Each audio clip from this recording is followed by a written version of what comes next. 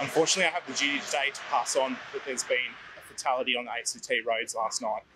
About 11:50 p.m, emergency services responded to a two-car collision on Coringa, Clare Hermes and Barton Highway. Unfortunately, a 19-year-old male has lost their life as a result of that collision. Two vehicles involved, a Toyota Avalon.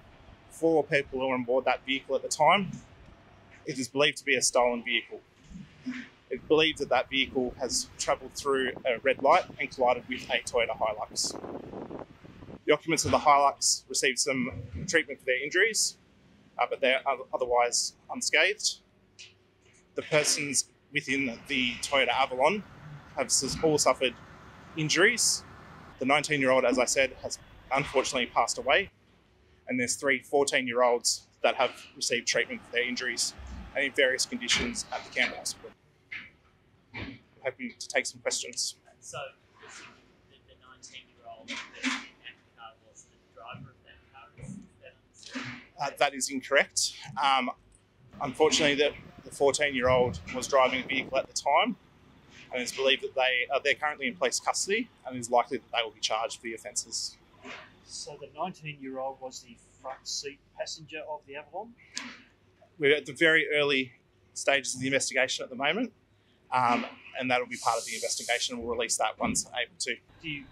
Is it your summation that the Avalon ran the light and hit the Hilux going along Barton Highway? So the initial investigations confirm that the Toyota Avalon has run the red light, travelling from Clare Hermes to Coringa, and the Hilux was travelling along the Barton Highway to a green light, is the initial investigation has shown. The driver of the vehicle all the relevant testing is being undertaken, and he's been spoken to. Was the Hilux heading south or north into Canberra? Heading north. Can you tell what kind of injuries were first sustained by the vehicles of the Toyota Hilux? I'm not privy to those details at this stage, but I understand that they received some treatment for their injuries, but not at the hospital. Are you able to classify them as serious, significant?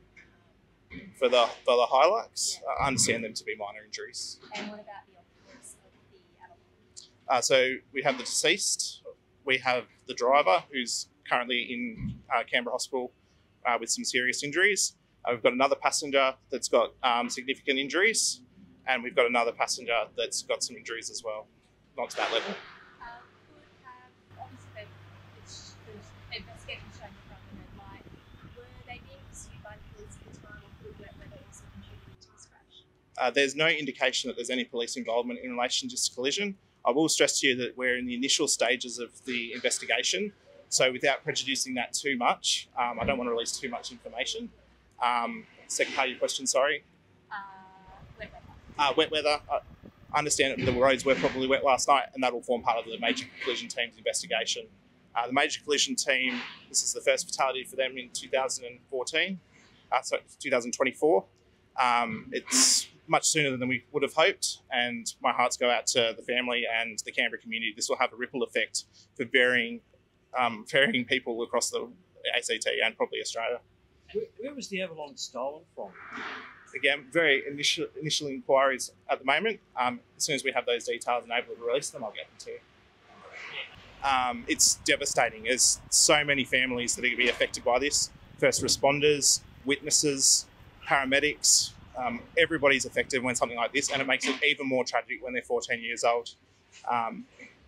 If I had a way of solving these like that, I'd make it happen.